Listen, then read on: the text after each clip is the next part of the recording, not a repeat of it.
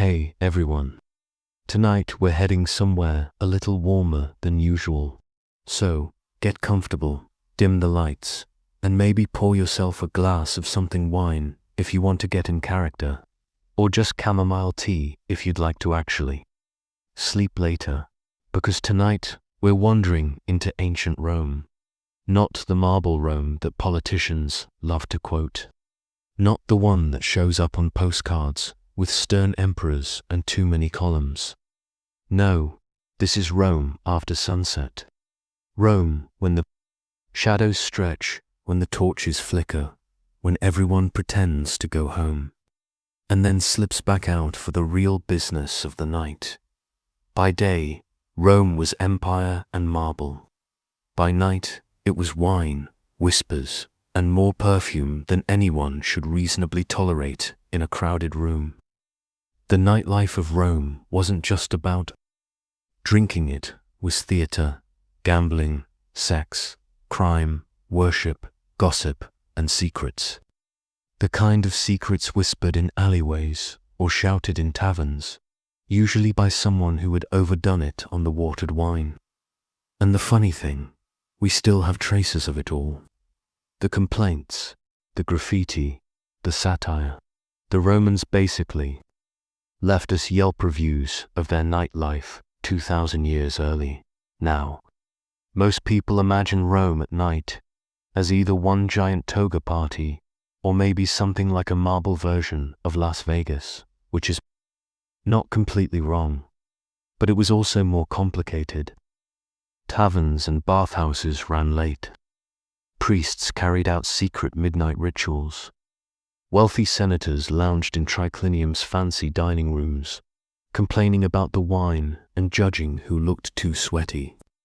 Gladiators slipped through the back streets, looking for trouble, and slaves, well, they never really got a break at all. Rome after dark was as much about hierarchy as it was about pleasure. Even in bed, class mattered, so let's float into it. Slowly, the sun goes down over Rome, the city's temples glow red in the last light, and the air gets a little cooler, which was a relief, because if you've ever been to Italy in summer, you know that marble doesn't exactly have air conditioning. Fires are lit, street vendors keep working, and the watchmen, yes, they had them try to keep things from burning down. Which, considering how flammable Rome liked to be, was more of a wish than a job description.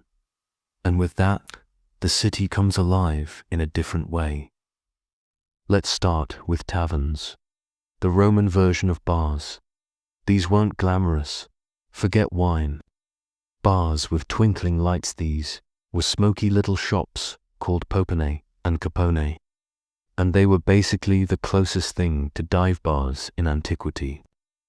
You'd walk in and find rough wooden counters, a few clay cups that hadn't been washed since last week, a smell of bread and sour wine, and probably someone passed out in the corner. The drinks. Wine, always wine, but usually mixed with water. Sometimes too much water. Romans were suspicious of people who drank wine neat, which is funny because modern sommeliers act like watering down wine is a crime. But in Rome, if you drank it pure, you were basically seen as a barbarian or, worse, a drunk. Now, the taverns weren't for everyone. Senators weren't supposed to go there. Respectable Roman citizens were expected to keep their social drinking inside private villas, with couches and table service. Popone were for the poor, for freedmen, for sailors and gladiators, for prostitutes, and for anyone who wanted to gamble. Gambling was illegal, technically, which only meant it was incredibly popular. Dice games were everywhere. Someone always had dice, and someone always accused someone else of cheating. Romans loved gambling so much that emperors had to issue decrees about it and people ignored them instantly. It's a little like speed limits today. And then there was the food. Nightlife needs food, right? Roman taverns weren't serving Michelin. stars. The menu was usually olives, bread, maybe beans, and if you were lucky, a bit of cheese or sausage. If you wanted better, you needed a banquet invitation, which was about as easy to get as a golden ticket to Willy Wonka's factory, except instead of chocolate. Rivers, you got watered wine and awkward political speeches. Let's drift over to the banquets, because this is where Roman nightlife really hit its stride. Imagine you're rich, you've got a marble house, and you invite people over for dinner. Not just any dinner. A dinner that starts at sundown and goes until everyone is too tired or too drunk to keep talking. The dining room, called a triclinium, had couches arranged around a table. Guests reclined while eating, propped up on one elbow, which sounds glamorous until you try it. Then you realize your back hurts, your arm falls asleep, and it's impossible to cut food like that. But Romans did it anyway, because nothing said luxury like refusing to sit in a chair like a normal person. Banquets were about status more than food. Sure, the food mattered: peacocks, dormice, fish sauces that smelled like death itself. But the real currency was conversation, who was there, and who got served first. The host used the seating chart to show who mattered most. If you were stuck on the far couch, away from the action, you knew exactly where you stood in Roman society. Somewhere between useful acquaintance and guy we couldn't avoid inviting. Entertainment varied. Sometimes there were musicians, sometimes acrobats, sometimes just gossip, and Romans loved gossip. Senators would quietly whisper about who had fallen out of favor with the emperor, who was sleeping with whom, and who had made the mistake of speaking too honestly in the Senate. The emperor himself occasionally held these parties, which meant everyone pretended to enjoy themselves, while also quietly wondering if they'd be executed tomorrow. Nothing makes dinner conversation livelier than a touch of mortal dread. And of course, there was the drinking. Romans didn't do shots. They mixed wine with water, honey, or herbs. The ratio of water to wine was a big deal. Too much water, and people called you cheap. Too little, and they called you uncivilized. It was a balancing act, and it mattered socially. There was even a whole vocabulary about it. Cicero, the orator, once joked about someone mixing wine with seawater, just to show off how disgusting and expensive they could be. Rome never lacked. For creativity, by the way, women weren't always welcome at these banquets. Respectable Roman women were supposed to stay home, or at least not be seen reclining and drinking in public. But of course, rules exist to be broken. Plenty of women wives, mistresses, courtesans attended anyway, sometimes scandalizing the conservative senators, which was half the point. Now, let's move away from the polished marble villas and slip into something steamier. Romans loved their baths. They bathed daily, which was unusual in the ancient world. The public bathhouses, or thermae, were huge complexes with pools, steam rooms, exercise yards, snack bars, even libraries. They weren't just about hygiene, they were social clubs. And they didn't close at sunset. People went to the baths at night, too, especially in summer when the heat was unbearable. Imagine walking into one of these at night, torchlight flickering. On the water, the air thick with steam, the sound of splashing and voices echoing off marble walls. The baths were divided by temperature, hot, warm, cold, and by wealth. Fancy baths had different pools for different classes of people, so you didn't have to risk brushing shoulders with someone below your status while you sweated. Because Romans were very particular about status, even while half-dash naked, of course. Where there were baths, there were also scandals. Prostitutes worked the baths. Secret deals were made there. Some emperors even used the baths as their personal gossip network, wandering through and listening to who said what. If you wanted to know what Rome was really thinking, you just went to the baths after hours. And then there were the darker corners of Rome's nightlife. Not everyone spent their evenings reclining on couches or steaming in marble halls. Some went to cult rituals. Mystery religions were a big deal in Rome.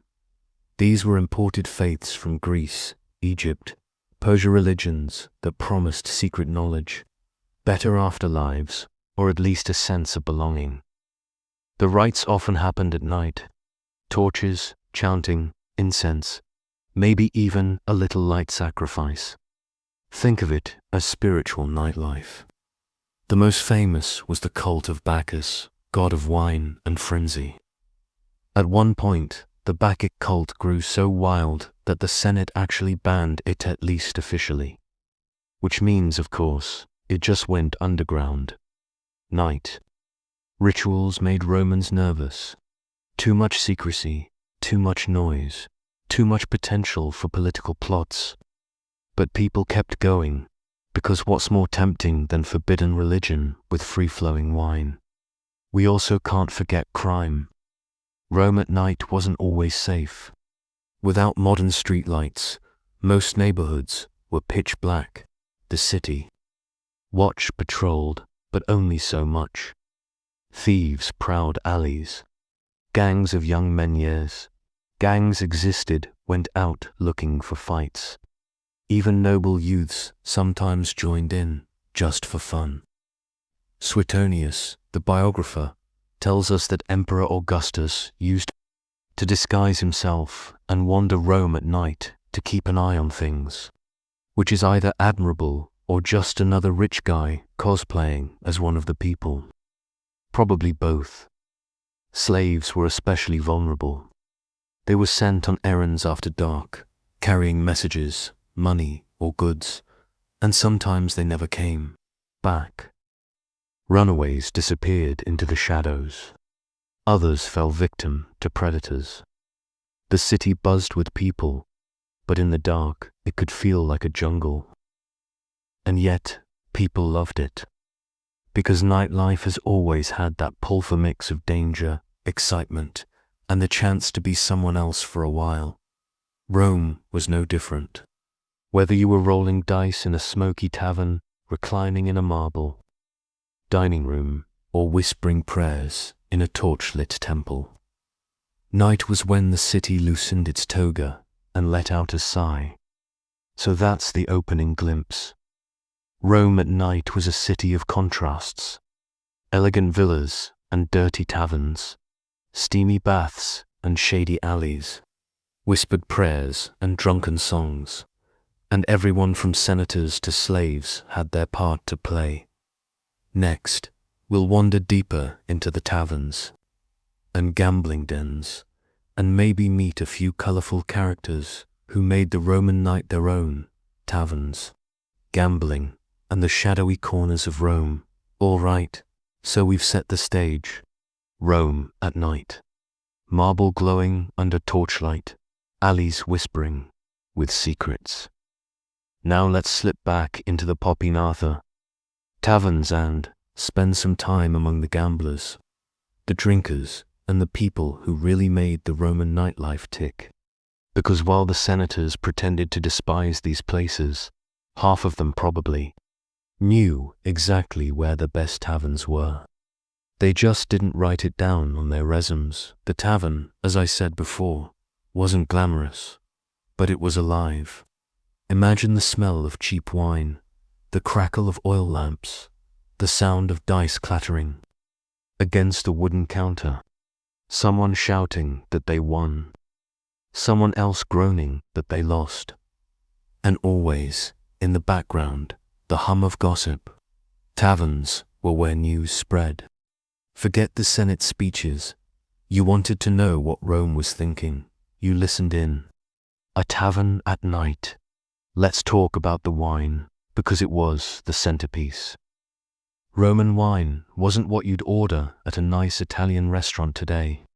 It was often strong, sharp, and mixed with whatever the innkeeper had at hand.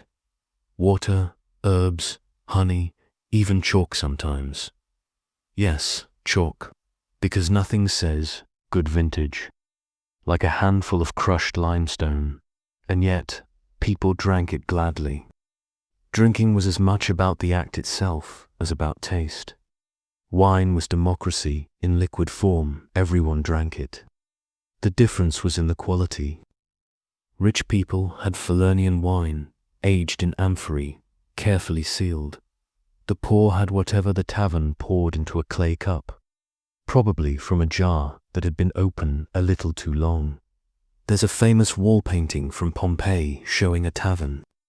Scene: customers are playing dice. The innkeeper looks annoyed. The graffiti around it says things like, "I won, fair and square," and "No, you cheated." So basically, Romans were exactly the same as us, eternally suspicious that someone at the table was rolling loaded dice. In fact, loaded dice did exist. Archaeologists have found them. Humans have been inventing ways to cheat at games since we first figured out how to play them. Now, the gambling wasn't limited to dice. There were betting games with knuckle bones, little animal bones used like dice. You could also bet on gladiators, on chariot races, on anything really. Romans loved to gamble on outcomes. Even Cicero, polished orator, philosopher, supposed model of Roman virtue, mentions dice games in his letters. Which means, yes, senators probably rolled dice after dark while pretending not to. But the tavern was more than games. It was also the cheapest form of nightlife for people who couldn't afford banquets. Prostitutes worked the taverns, hanging around doorways or slipping inside.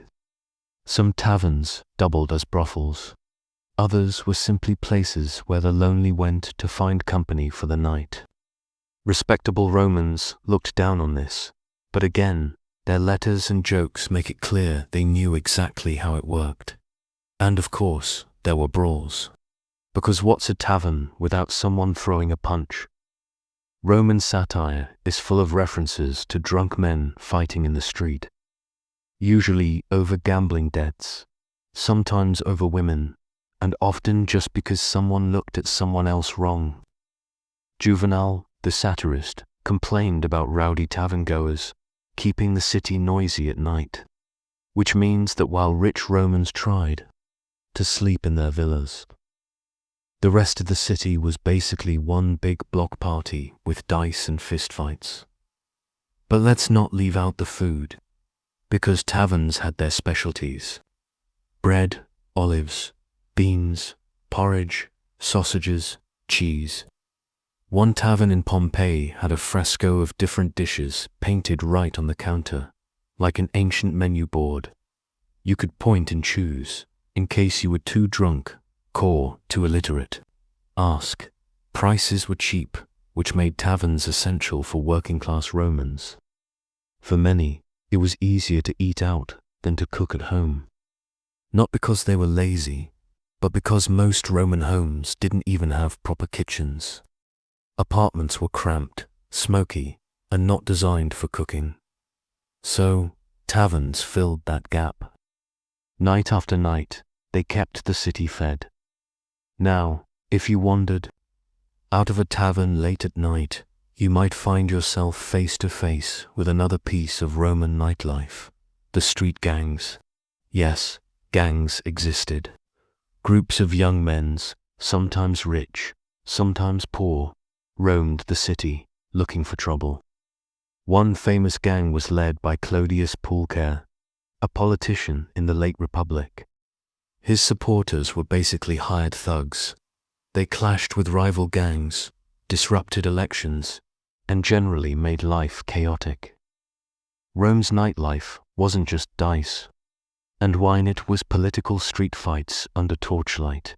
Even later, under the emperors, these gangs didn't fully disappear.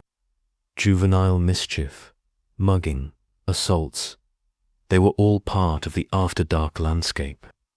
It's not surprising that Augustus, the first emperor, set up a police force called the Vigils to patrol at night. They were half fire brigade, half night watch. But there were too few of them to keep order in a city of over 1 million people, so crime thrived. If you stumbled out of a tavern late, pockets lighter from dice, there was always the risk. Someone would relieve you of whatever was left. But nightlife wasn't only for the poor or the reckless. Let's glide back into the elite villas, because, while taverns had dice and sausages, the wealthy had their own diversions. Banquets were only the beginning. Some wealthy Romans had private dinner clubs that met late into the night. These were groups of friends who shared interests or at least shared money and came together to eat, drink, and gossip. Think of them as ancient book clubs. Except the only book was who's sleeping with who, and the wine never stopped flowing. The philosopher Seneca complained about these gatherings. He said people drank until dawn, passed out, and had to be carried home by slaves, which means it happened often enough for him to complain about it. And Seneca, as usual, wrote about it with moral outrage, while probably knowing full well that his friends were attending. Stoics always said they disapproved of excess, but excess was half of Rome's economy. Now, let's add in a bit of theatre. Romans adored performances, and while most theatres operated in daylight, some shows stretched into the evening. Actors, musicians, dancers, they all had their fans. And while respectable senators pretended to scorn actors, Roman audiences adored them. There were even groupies. Some performers became celebrities, chased through the streets by admirers. And yes, some actors doubled as escorts. Fame and nightlife blurred together, as they always seemed to. And then there were gladiators. Off the sand, they had a reputation that was complicated. Officially, they were low status, just slaves or criminals trained to fight. But unofficially, they were heartthrobs. Women wrote graffiti, swooning over them. Aristocrats invited them to secret parties. There are plenty of jokes about senators' wives sneaking off with gladiators. So when gladiators went out at night, they carried a strange mix of danger and allure. People feared them and desired them at the same time. You can almost imagine the whispers when one walked into a tavern. So, taverns, dice games, gangs, banquets, midnight philosophy clubs, theatre groupies, and gladiators sneaking out after hours. That's the fuller picture of Roman nightlife. It wasn't one thing. It was layers stacked on top of each other, from the cheapest counters in smoky shops to the gilded couches of the elite. And if you stayed up long enough, you'd probably drift between all of them. Start with a cheap meal, wander into a dice game, stumble across a brawl, and end up gossiping at a senator's banquet assuming you had the right connections. The Romans lived in a city that never really slept. The daytime might have been about politics and ceremony, but the nighttime was about survival, pleasure, and escape. And in many ways, it's the nightlife that tells us more about the real Rome. Because that's where masks slipped, where people spoke freely, and where history left its most human traces. All right, we've rolled dice, we've staggered through taverns, and we've peeked into banquets. Now let's take a slow walk into the steam because the Roman bathhouses at night deserve their own story. They weren't just marble swimming pools. They were social centers, business offices, dating spots, gyms, saunas, gossip corners, and occasionally places where scandals, bloomed like mold in a forgotten amphora. The Romans loved their baths with an intensity that might surprise us. They bathed daily, sometimes multiple times a day, and the facilities weren't small. We're talking complexes the size of city blocks. The baths of Caracalla, for example, could hold thousands of people at once. Imagine torchlight flickering over endless marble, water steaming in giant pools, and the murmur of voices echoing off domed ceilings. Now add the smell of oil, sweat, wine, and whatever snacks someone smuggled in. That's Rome at bath time, and yes, some people went in the evening when the air was cooler and the mood was looser. Bathhouses had a routine. You'd start in the palestra, the exercise yard. Picture men wrestling, throwing weights, running laps. Basically a gym. Then you'd get oiled up literally. Attendants smeared olive oil on your body, because Romans didn't use soap. Instead, you'd sweat and then scrape it all off with a curved tool called a strigil. Romantic, isn't it? Nothing says clean like scraping sweat and oil into a neat little pile on the floor. From there, you'd move into the hot room, the caldarium, steam everywhere. After that, the warm pool, the tepidarium, and finally, the cold plunge, the frigidarium. It was a circuit, a ritual, like a spa day, but louder, with more shouting. At night, the vibe shifted. Fewer families, more singles, more people looking for gossip or company. Torches cast shadows across the marble. The air got heavier, hazier. It wasn't exactly a nightclub, but for some, it came close. People lingered, stretched out conversations, whispered in corners. Some emperors, like Hadrian, were known to slip into the baths incognito, mingling with ordinary people.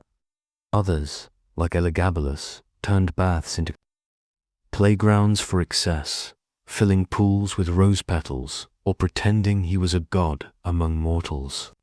Subtlety was never his strong suit. Now, the baths were officially for everyone. Men, women, slaves, freedmen. But in practice, it was complicated.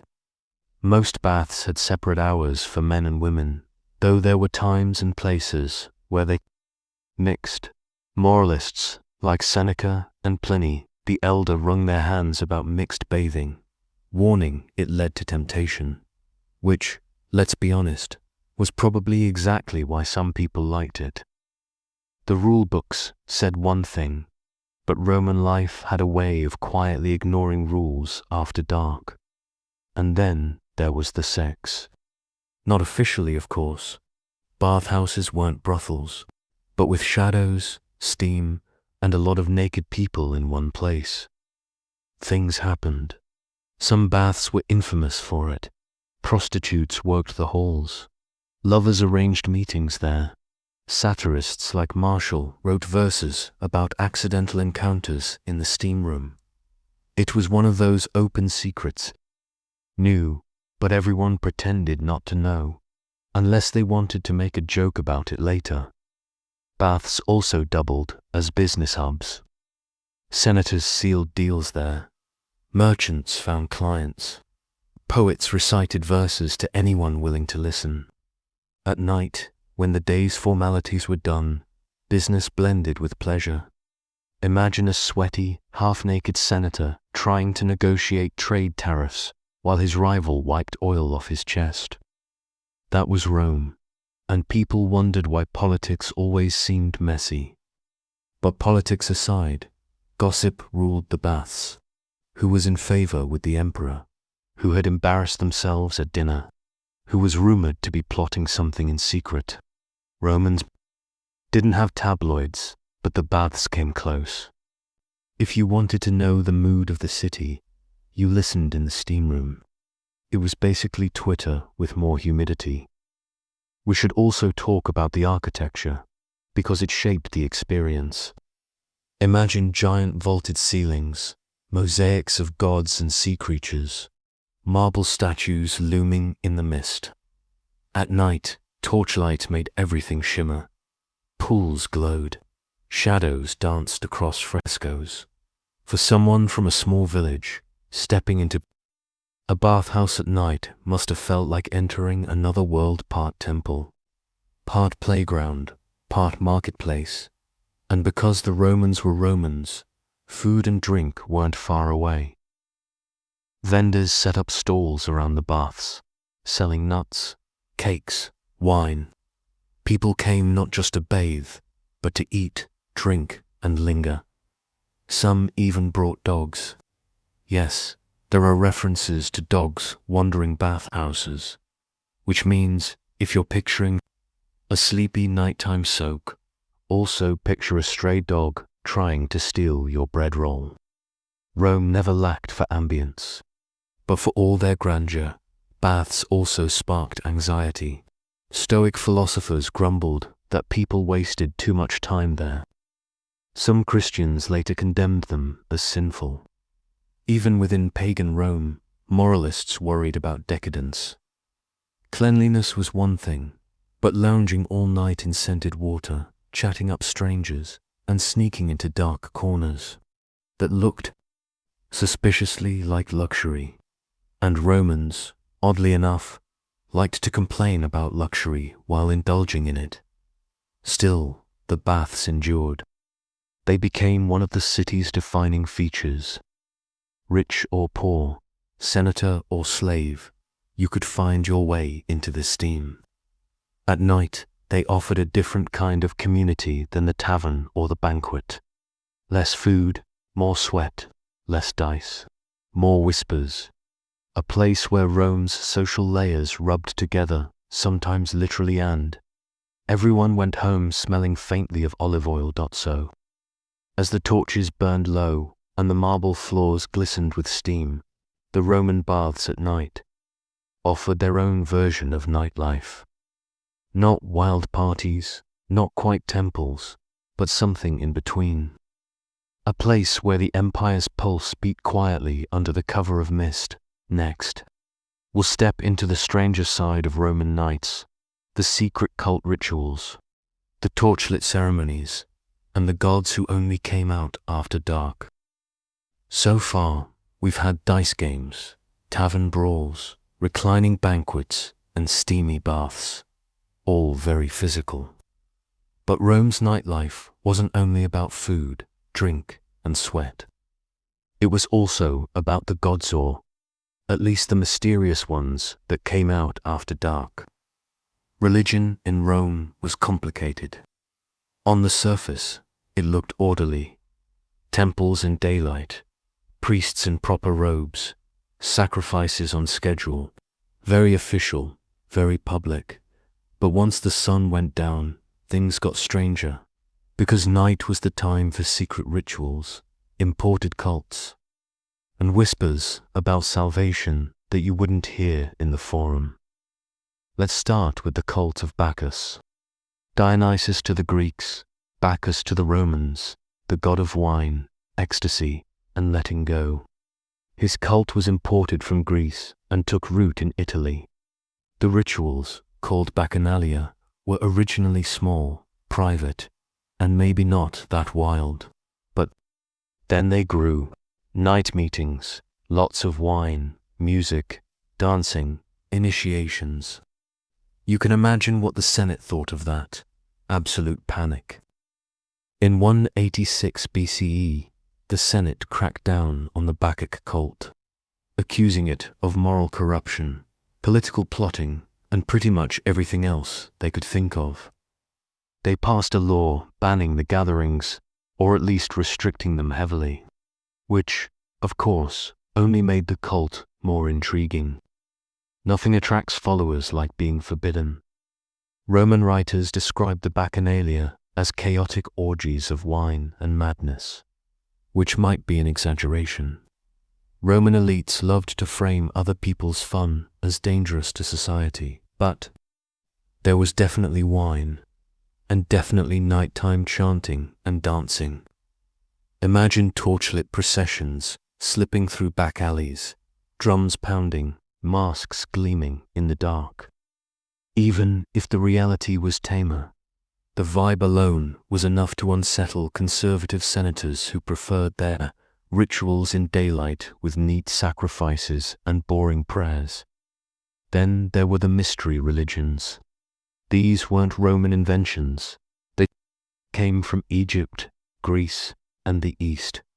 The cult of Isis, the cult of Mithras, the Eleusinian mysteries, and many others. Each offered something Rome's official religion didn't: a personal connection to the divine, a promise of life after death, a sense of belonging. And many of their rites happened at night. Take Mithras. His cult was especially popular among soldiers. Meetings happened in underground temples that looked like caves, lit only by torches. Members gathered for secret ceremonies, reenacting the myth of Mithras slaying the cosmic bull. Only initiates knew the full details. Outsiders just knew it was all very mysterious, very masculine, and very hidden. Imagine being led into a dim cavern under the city, walls painted with stars, torches casting flickering shadows, and a priest whispering secrets about the universe. That's not your average Roman temple experience, or Isis. The Egyptian goddess had a huge following in Rome, especially among women and the lower classes. Her cult was full of processions, chanting, and colorful rituals. Some of these ceremonies stretched into the night, with music, incense, and the promise of a goddess who actually cared about your fate in the afterlife. Romans, in power, often mocked it as foreign nonsense. But clearly, it met a need that Jupiter and Mars weren't filling. Night rituals made Romans uneasy.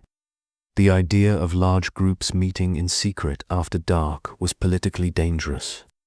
Rome liked religion to be public, predictable, and controlled. Temples closed at night for a reason. If people were gathering by torchlight, away from the watchful eyes of magistrates, who knew what they were plotting, maybe nothing more sinister than singing hymns. Maybe something revolutionary. Suspicion clung to any god who asked his followers to meet in secret. Even early Christians fit this mold. In the first centuries, Christians met in homes, often at night, to share meals and prayers. Outsiders accused them of terrible things: cannibalism, incest, dark rites, none of which were true, but secrecy bred rumors. Rome feared any movement it couldn't control, and the Christians, like the Bacchic followers and the worshippers of Isis and Mithras, slipped quietly through the night, candles in hand, whispering prayers. But it wasn't all politics and paranoia. For ordinary Romans, these cults offered a kind of spiritual nightlife. Taverns gave you wine, baths gave you gossip, but the mystery religions promised something deeper, a sense that life had meaning, that death wasn't the end, that maybe, just maybe, the gods cared what happened. To you personally, in a world where plagues swept through cities, emperors executed people on whims, and the afterlife was a foggy rumor that was appealing. Picture it, a group of initiates standing in a dim chamber, torches flickering, chanting words only they understood. The smell of incense thick in the air. Outside, Rome clattered on with dice games and brawls. Inside, someone felt for the first time like the universe made sense. That was the draw. And it all happened after dark. Of course, satire had a field day with it. Roman writers loved to mock secret cults as nonsense. Cicero joked about people pretending to be pious at night and then stumbling out drunk in the morning. Juvenal accused cultists of hypocrisy. The Senate, naturally, feared sedition. But despite the mockery and crackdowns, the cults flourished. Because Rome at night wasn't just about pleasure, was about searching for something beyond the everyday. And sometimes that search needed torches and shadows, so as we leave the marble baths and slip into underground temples, we see another layer of Rome's nightlife. Sacred chants and secret handshakes, gods imported from distant lands, and the quiet hum of faith in the dark. Rome prided itself on its order, but at night, its citizens looked for mystery, for meaning, and for a glimpse of eternity. We've wandered through the taverns, banquets, baths, and secret cults of Rome. But now, let's linger on the dangers that came with the night. Because Rome, after dark, wasn't just playful, steamy, or spiritual, it could be unpredictable, even deadly. And the people who walked the city after sunset knew that. First, crime. The streets of Rome were narrow, winding, and poorly lit. Street lamps, rarely. Torches, only for the wealthiest or the watchmen. So it was easy for thieves, pickpockets, and opportunists to prowl unseen. Young men, sometimes organized into gangs, would roam the city, looking for valuables or just a bit of mischief. Ancient sources complain about these groups, sometimes calling them youths of the city, sometimes rabble, always a nuisance. And of course, the poor were especially vulnerable. Slaves sent on errands after dark risked everything, their belongings, their safety, even their freedom. The city tried to keep order. Augustus established the vigils, Rome's first night watch, who also doubled as a fire brigade. The vigils patrolled streets, tried to curb petty theft, and rushed to fires.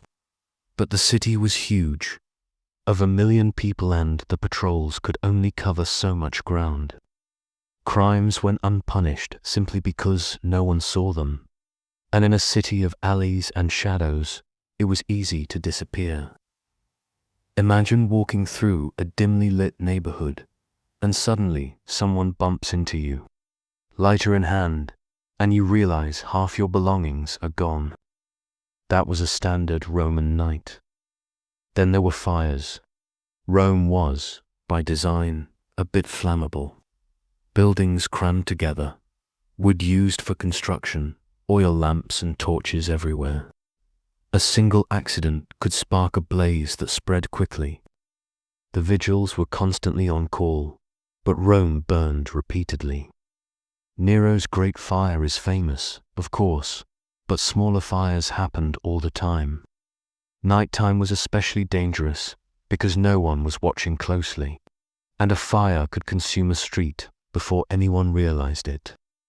Citizens slept with one eye open, sometimes hearing distant shouts and crackling, knowing the flames could jump. At any moment, the combination of crime and fire meant that nights were unpredictable. You might walk past a drunk senator, a band of rowdy youths, or a shopkeeper rushing to put out a lamp that caught the drapes. The city was alive, chaotic, and alert in its own way. For some, the danger added excitement. For most, it just made nights long and tense. And then there were the more unusual perils. Animals wandered freely. Dogs, pigs, and the occasional monkey could be found in streets or baths. Vermin thrived in the city's filth, and shadows played tricks on weary eyes. People feared ghosts and spirits because superstition was never far from daily life. Some swore they heard the cries of the dead at night, or saw shadows that weren't human. Romans might roll their eyes by day, but at night their imaginations could run wild. Even within houses, dangers lurked. Wealthy Romans might have security slaves, guard dogs, or hired retainers, but no system was perfect. Fires from oil lamps, drunken guests, or careless slaves could turn a villa into a disaster.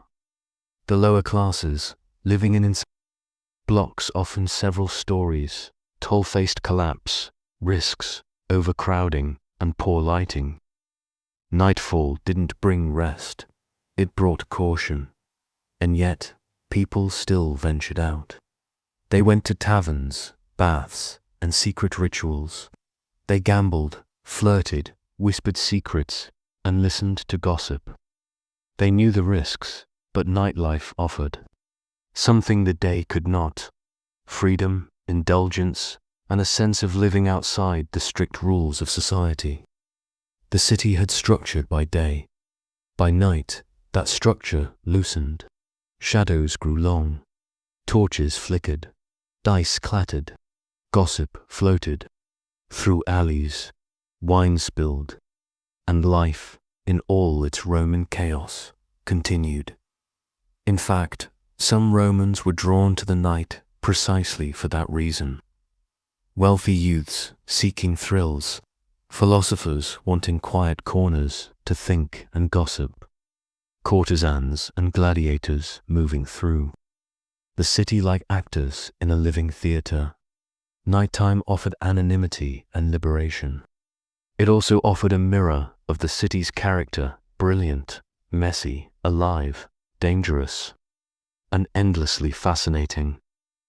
So, as we end this segment, think of Rome as it truly was after dark. Not the monumental marble we see in history books. Not the sanitized postcard version of empires and temples, but a city alive with taverns, baths, banquets, cults, gangs, and fire. A city of whispers and laughter, danger and indulgence. A city that, despite its chaos, never slept. And tonight, we've been lucky enough to wander through it ourselves. Next, we'll meet some of the colorful individuals who made these nights unforgettable: the gamblers, the mischief makers, the scandalous senators, and the curious ordinary citizens who truly brought Roman nights to life. Now that we've wandered the streets, poked around the taverns, lingered in the baths, and seen the shadows of cults and crime, it's time to meet the people who made all this nightlife tick.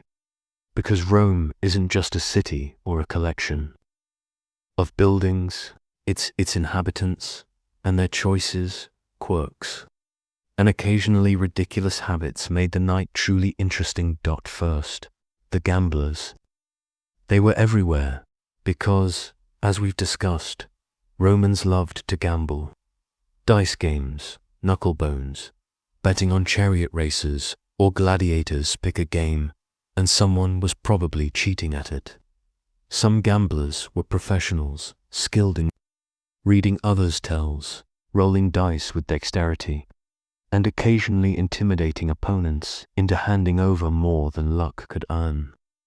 And then there were amateurs, the ones who thought they could outsmart a seasoned player, only to lose everything in a matter of minutes. Which, of course, was exactly what made the night entertaining for onlookers. There's even graffiti complaining about cheating in taverns, showing that some things never change.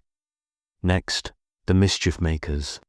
Some were young, some old, but all enjoyed testing the limits of Roman law and social norms. Think of Clodius Pulcher and his gang in the late Republic, senators and their followers roaming the streets, breaking windows, starting fights, and generally asserting dominance through chaos. But mischief wasn't only the domain of the politically ambitious. Ordinary citizens would sneak into the baths at the wrong time, pull pranks in the taverns, or gamble with borrowed money they didn't have. Their goal wasn't wealth or power, it was fun, simple, sometimes reckless, fun. Then there were the aristocrats, who preferred subtle games of influence. Senators and wealthy youths often hosted late-night dinners, where the stakes weren't just coins, but alliances, favors, and whispers that could make or break careers. Imagine reclining in a triclinium, half naked after a bath, sipping wine, and casually dropping a rumor that could affect the next election. To outsiders, it might look like a messy social gathering. To insiders, it was strategic maneuvering. And yes, sometimes people were too drunk to realize it. Gladiators deserve their own spotlight here. Away from the arena, they were both feared and desired, women wrote, graffiti swooning over them, and aristocrats sometimes sought them for secret gatherings. Gladiators had an unusual combination of social invisibility and celebrity, slaves by status, stars by reputation. At night, they moved through the city streets, sometimes passing unnoticed, sometimes drawing attention simply by existing, and when they did meet in taverns or private parties, the effect was a mix of admiration, desire, and slight terror. Courtesans and prostitutes were another key part of nightlife. They worked taverns, attended private banquets, and sometimes appeared at baths. Their presence added complexity and intrigue to Roman evenings. Some courtesans had extensive networks, knowing the city's gossip, politics, and secrets. Others were skilled in conversation, music, or dance. A wealthy Roman might hire a courtesan for company during a banquet, while a poor citizen might exchange coin for a few hours of attention. Roman society liked to pretend these interactions were shameful, but the reality was that they were a central part of social life. Artists, musicians, and performers rounded out the scene. Street performers entertained passers-by. Poets recited verses to anyone willing to listen. Theater actors sometimes doubled as courtesans or escorts, blurring the line between public art and private indulgence. Music filled the taverns, baths, and private houses, providing a soundtrack to the city's nocturnal rhythms. And yes, sometimes performers were the center of scandal, gossip, or unintentional trouble simply by being good at their craft. Finally, ordinary citizens made the night what it was. Families who lingered in baths, merchants who stayed late to finish business, slaves sent on errands, and young men seeking adventure. Each had their role, consciously or unconsciously, in sustaining Rome's complex social fabric after dark.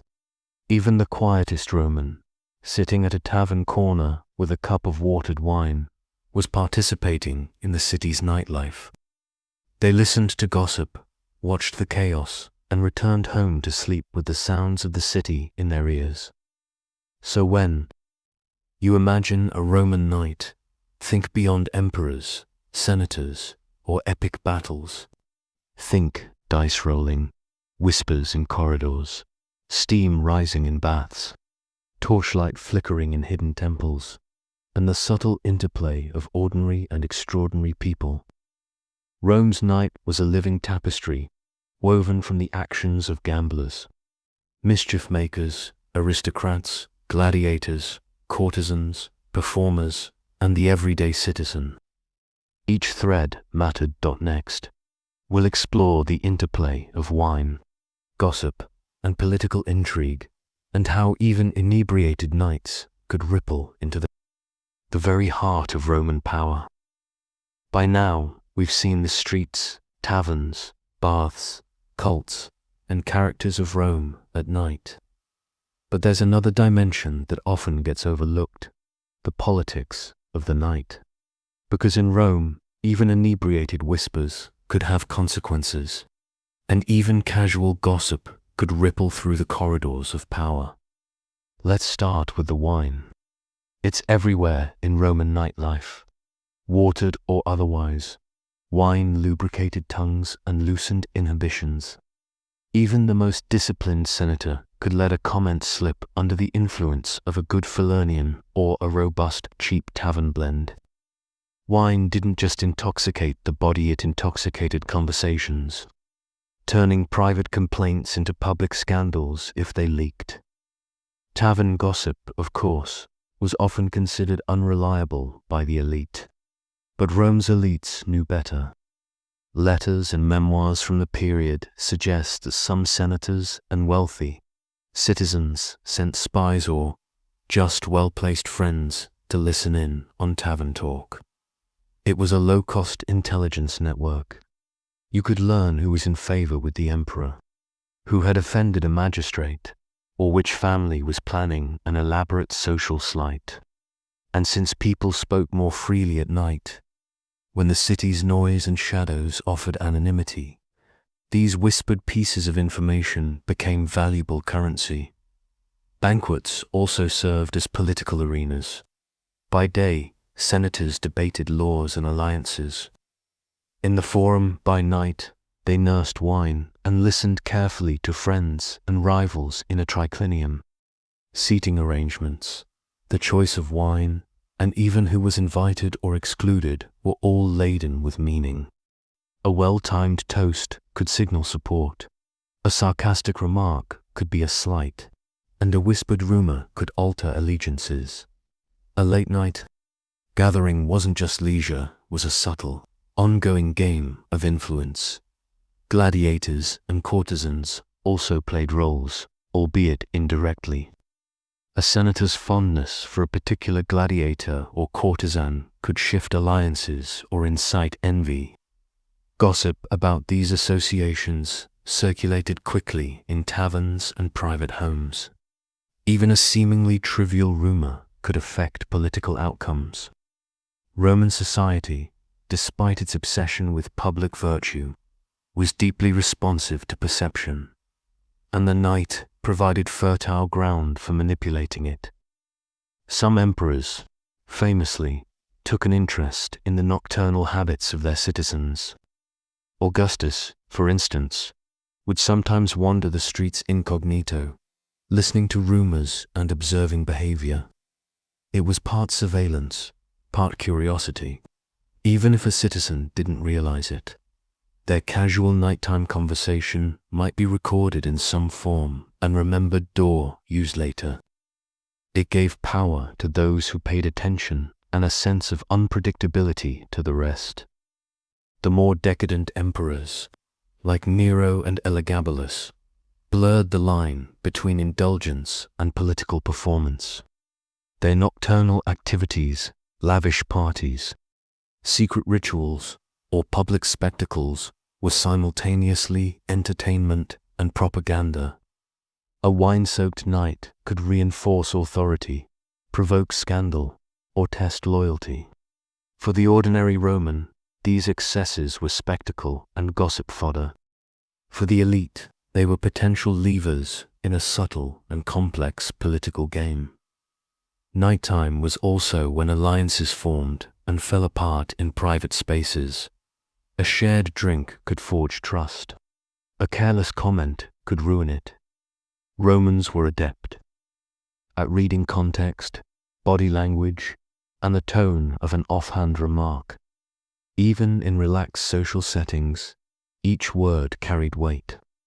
The shadows, the dim lighting, and the privacy of night made it easier to reveal true intentions or to disguise them.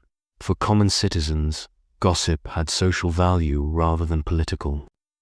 In taverns, baths, and streets, sharing news or rumor reinforced connections, established credibility, and entertained. But the same mechanisms existed at higher levels. Political gossip, mingled with entertainment, created a continuous social network linking all classes. In essence, Rome's nightlife was an invisible web connecting the city, its elites, and its ordinary citizens. And of course, danger always lurked nearby. Political slights could have real consequences, sometimes violent. A misinterpreted remark in the wrong tavern, overheard by the wrong person, could spark retaliation. Fires or brawls could interrupt or exacerbate conflicts. The night made Rome more unpredictable, more human, and perhaps that was part of its appeal. The night revealed truths that daytime rituals and laws could obscure so. As you picture the city, imagine it not just alive with wine, music, and gossip, but vibrating with subtle currents of influence. Each toast, each whisper, each scandalous story carried weight. The city's architecture, shadows, and torchlight made these currents possible. Rome's power structures were mirrored in the nocturnal conversations, and often the night held more influence than the formal arenas of politics. Next, we'll drift into the quieter corners of the city alleys, bridges, and hidden spaces where secrets, love affairs, and mischief intertwined, completing the picture of Rome after dark. So far, we've seen Rome's nightlife in grand spaces, taverns, baths, banquets, and temples. But the city's character at night was often defined by its hidden corners, alleys, bridges, and narrow passageways where the ordinary met the extraordinary. In quiet, subtle ways, alleys were where rumor mingled with reality. A lone torch might reveal a clandestine meeting, or the whispered exchange of letters between lovers, conspirators, or friends. These were the veins of the city, less visible but no less vital than the main thoroughfares. It was in these passages that the informal networks of Rome operated, linking ordinary citizens with the elite through small acts of communication, gossip, or mischief. Bridges over the Tiber provided another nocturnal stage. Merchants, travelers, and common folk moved silently, their footsteps echoing over stone. Some bridges had areas where people met in secret, away from prying eyes. Lovers would meet, business deals might be finalized, and messages exchanged. Bridges were transitional spaces, connecting districts and social classes, and in the night, they allowed temporary anonymity. You could pass from one world to another without anyone quite noticing. Hidden courtyards and quiet corners in the cities. Many insulate or villas offered private spaces for affairs, small gatherings, or secret rituals. Even in the midst of Rome's chaos, they were places of relative calm. Citizens, aware of the risks in public, sought privacy in the folds of the city. Some courtesans and philosophers thrived in these intimate spaces, exchanging ideas, affection, or information. The city at night wasn't just loud or chaotic, was layered with multiple strata of interaction taking place simultaneously. And then there was mischief. Pranks, minor thefts, or playful dares occurred in these shadows. Young men might rearrange a merchant's wares, throw a harmless object at a passerby, or challenge each other to small feats of courage. Mischief was both a pastime and a social exercise, a way to assert identity or entertain friends. Roman satire is full of commentary on such nocturnal antics, portraying them as both amusing and slightly irritating. And, of course, they provided endless stories for gossip. Even the smallest nighttime details mattered. A flickering torch might make a narrow alley seem longer, a whisper more urgent. The cool night air carried scents of food, wine, incense, and occasionally smoke from a distant fire. Every sensory input added to the city's atmosphere, shaping how people experienced their nocturnal wanderings. Rome was alive, not only in the grand halls of the elite, but in the small, intimate moments of everyday life. We should also remember the risk. Nighttime privacy came with vulnerability. Pickpockets, stray animals, and unexpected encounters with others could turn a quiet stroll into a minor disaster. Citizens navigated the city with an awareness that light was limited, that danger was always present, and that social interaction could be unpredictable. This tension, mild as it might seem, added texture to the nocturnal experience. Nights were not passive. They demanded attention, presence, and sometimes courage, in essence. Rome's shadows were as integral to nightlife as its public spaces.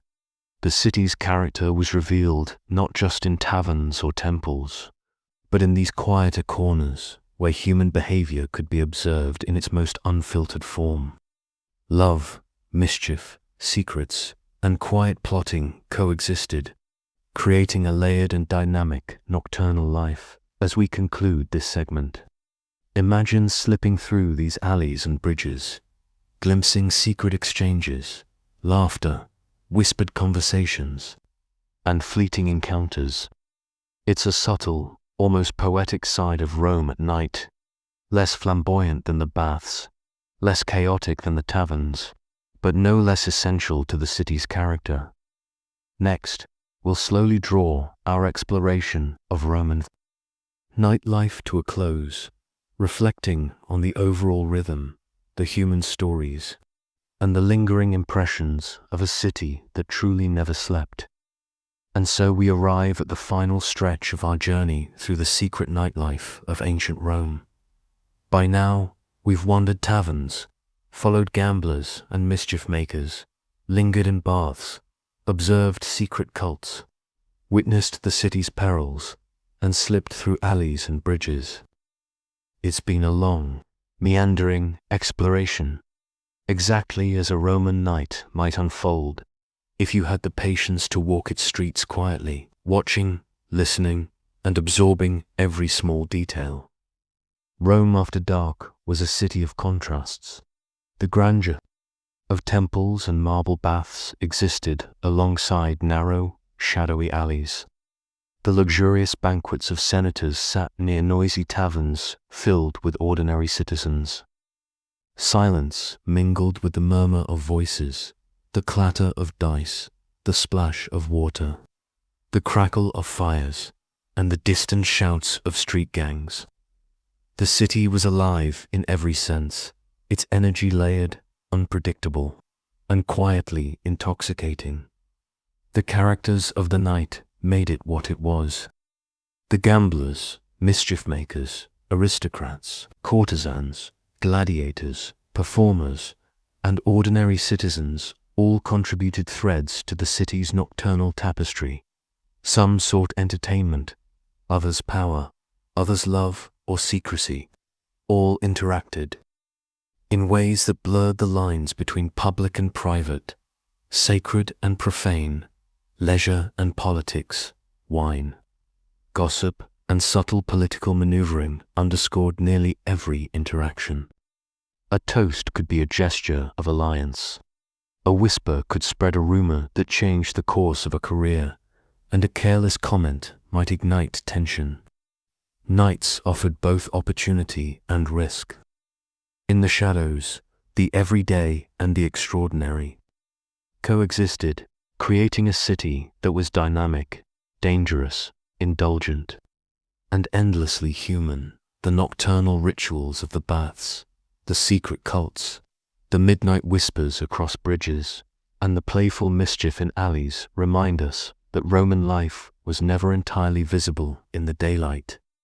Nighttime offered glimpses into desire, ambition, curiosity, and the very small, intimate dramas that never made the history books. In this way, Rome at night becomes almost a living character itself, shaping and being shaped by the actions of its citizens. As we pull back from the flickering torches, the steam-filled baths, and the shadowy streets, we can imagine the city slowly settling into a quieter rhythm. Some will sleep. Others will continue their clandestine activities. The fires may die down, dice may stop rolling, and whispers may fade. And yet, even in the quietest corners, the city hums with latent life, waiting for the next night to resume its complex, layered performance. So tonight, as we've wandered these streets in our imagination, we've glimpsed a Rome that is rarely portrayed, lively, messy, indulgent, and human. Not just a collection of emperors and monuments, but a living, breathing city where every citizen contributed to the pulse of nightlife. And while we'll return to our own modern beds, the memory of Rome after dark lingers like the faint glow of a torch in a silent alley, or the distant clatter of dice in a forgotten tavern. And with that, we quietly close the doors on our exploration. Rome sleeps, if only briefly, and so, perhaps, can we. Good night.